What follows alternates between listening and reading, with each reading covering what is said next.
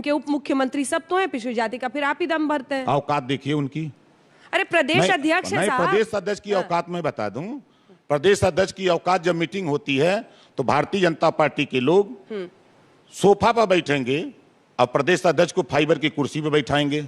Deputy CM, इनकी यही औकात है भाजपा में कि सारे लोग सोफा पर बैठेंगे और इनको जो है बैठा देंगे स्टूल पर। आप उस बैठक में क्या कर रहे थे जो देख लिए ये सब?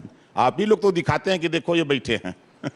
आप ही लोग अपने चैनल पे दिखाए हैं। आप कह रहे हैं कि सोफे पे बाकी नेता बैठते हैं, इनको फाइबर की कुर्सी पर, इनको केशव प्रसाद मौर्य नहीं, इनको तो स्टूल मिला था, केशव मौर्य को स्टूल मिला था। हम तो आश्चर्य हुए कि आप यहाँ तो कुर्सी पर कैसे बैठ गए, इनको तो स्टूल पर बैठाना चाहिए था।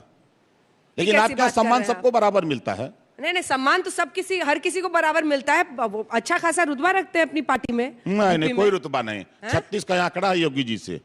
मैं 18 महीने में देखा। हाँ।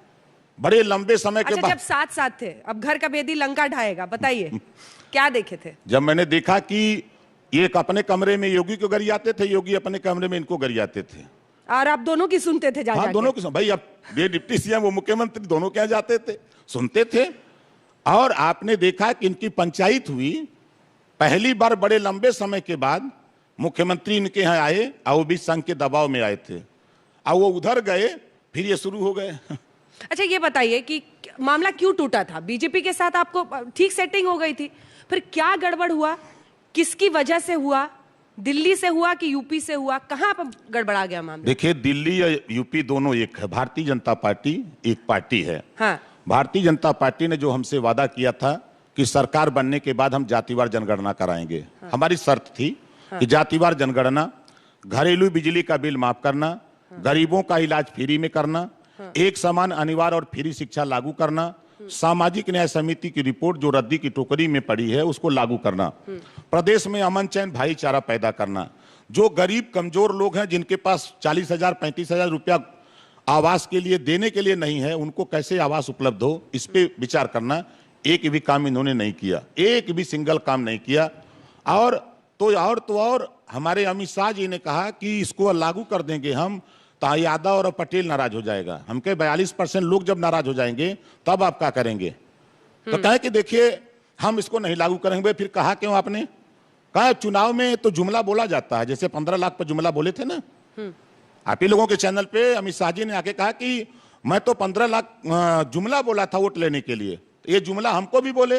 जब हमारे समझ में आ गया कि इन्होंने कर दिया कि हम नहीं लागू करेंगे, तो इस्तीफा देकर के मैं चला आया।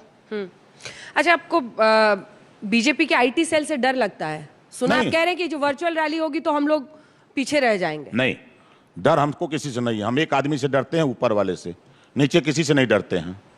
नहीं, नीचे किसी से नहीं डरते। तो कैसे कीजिएगा रैली? कैसे कीजिएगा? कैसे आप तो बोल रहे हैं जब से चुनाव आयोग ने कैंपेन पर रोक लगाई है 15 तक, रैली पर और ये सब पर, तो कह रहे हैं कि आप नाराज हैं। नहीं, मैं नाराज नहीं हूं। क्या चाहते हैं? मैं चुनाव आयोग से आपके माध्यम से मांग करता हूं कि जो अनरिकॉग्नाइज्ड पार्टियां हैं उनके यहाँ रजिस्ट्रेशन कराई है ना, उस पर ख्याल किया उन्होंने?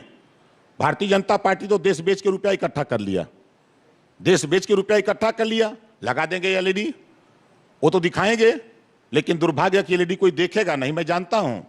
लेकिन कहां से एलईडी ले आएगी छोटी छोटी जो पार्टियां चुनाव मैदान में हैं? तो क्या करे चुनाव आयोग? वो तैयारी सब अपना कर लिए हैं, कोई दिक्कत नहीं है। हम तो जहां तक जो हमारा मोर्चा में प्रेमचंद प्रजापति जी की पार्टी, बाबूराम पाल की पार्टी, रामसागर बिंद की पार्टी, अनिल चौहान की, केशवदेव मौर्य की हो, चाहे संजय चौहान की हो, चाहे कृष्णा पटेल की पार्टी हो, हम सब लोग एकदम ग्रास रूट पे जाकर के संगठन बना करके छोटी छोटी सभा, बड़ी बड़ी सभा, रैली करके हम लोगों ने नुक्कड़ सभा पर भी प्रतिबंध है। हम कर चुके। 5 लोग डोर टू डोर कैंपेनिंग। अच्छा, हो गया आपका? ये हम कर चुके हैं, हम सब कर चुके हैं। हमारे मतदाता, हमारे समर्थक सिर्फ तारीख इंतजार कर रहे थे कि तारीख आ जाए, हम बूथ पे जाकर के इस सरकार को, जो हमारी बात नहीं सुनती है, थाने पर जाने पर किस जाति के हो, अगर वो कह दिया कि भर है, अहिर है, कुंबी है, कोयरी है, तो चर्च से जो है उसको गाली मिलती है, ये कह के भगा दिया जाता है। कार्ड ही खेलते हैं आप। मतलब आपको ये समझ में आता है कि आप सिर्फ जातिवाद राजनीति के एक प्रतिनिधित्व करते हुए एक व्यक्ति बन चुके हैं। जाति हमने बनाई पॉलिटिक्स में, जाति हमने बनाई, जाति किसने बनाई?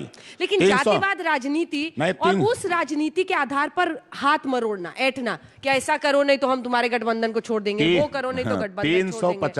हाँ। उत्तर प्रदेश में 350 तहसीलें हैं, ठप्पा मार के प्रमाण पत्र देती हैं कि तुम ब्राह्मण हो, ठाकुर हो, अहीर हो, कुर्मी हो, बिंद हो, केवट हो, मल्लाह हो, धोबी, दरकार, पासी, खटी, खेला, कुजड़ा हो, जुल्हा, दुनिया अंसारी, शेख सैयद, पठान हो, आर्य, कर्कवंशी, बंजारा, बहेलिया हो, ये ठप्पा मार के देते हैं। तो वो लेके जब जाता है नौकरी मांगता है तो पहले सरकार पूछती है किस जाति के हो। तब उस समय तो नहीं कोई कहता कि जातिवाद नहीं हो, जातिवाद क्यों हो रहा है? जब तक तहसीलों में तहसीलदार ठप्पा मार के देगा तब तक आप उस भेद को और गहरा बनाते रहेंगे, उससे पॉलिटिक्स करते रहेंगे, जातिवाद होता रहेगा और जाति खत्म नहीं हो सकती। उसी तरीके से आप फायदा उठाएंगे। हम फायदा नहीं, सब उठा रहे हैं। भाजपा हरे दूध का धोइए कहा भाजपा, जाति के नाम पर मंत्री, जाति के नाम पर संगठन, जाति के नाम पर टिकट, जाति के नाम पर सम्मान, जाति के नाम पर अपमान। स्टूल पर नहीं बैठाया केशव मौर्य को, किसी ब्राह्मण को बैठा दें। इस सरकार का खेल देखिए, बड़ा तमाशेदार इस भाजपा है। योगी जी मुख्यमंत्री बने, 1 महीना के बाद हरशंकर तिवारी के यहाँ छापा पड़ गया, ब्रिजेश मिश्रा के यहाँ छापा, चूंकि बाभन है ब्रिजेश। अब आप ब्राह्मण वर्सेस राजपूत करा रहे हैं? नहीं, हम नहीं कर रहे हैं। ये कर रहे हैं खुशी दुबे, एक भी एनसीआर नहीं, वो जेल में, और 25,000 का इनामी योगी जी का बिरादर क्रिकेट के खेल में।